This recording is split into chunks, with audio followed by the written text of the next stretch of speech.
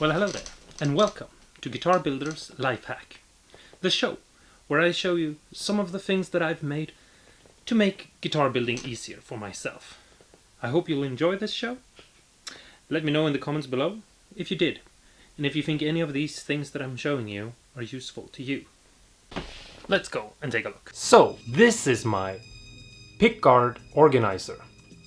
Basically, this is just a piece of wood that I've cut out into a square little piece, and on it I've glued a picture that I printed out from Google of a Stratocaster pickguard, and then I've drilled tiny little holes where the screws that holds the pickguard on the guitar are mounted, and I've secured it with a tiny little bit of super glue just so the paper don't move. Now you might ask, what do I use this tool for? Well, if you're working on a vintage guitar, which is where I use this the most, it's very important to organize the screws that hold the pickguard so that they don't switch places with each other, because old vintage guitar screws will age differently depending on where they sit and depending on who has played the guitar.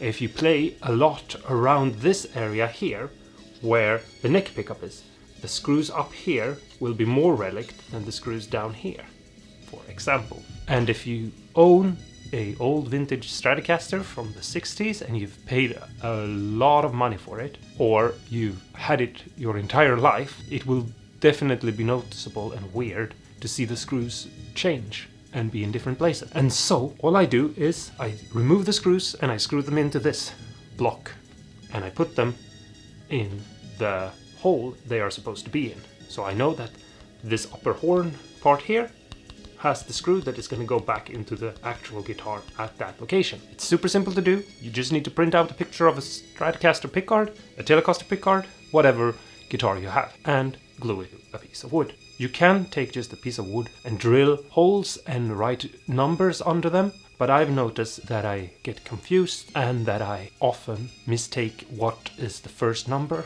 especially if the guitar is going to be apart for a longer time. So having a visual aid like this helps me.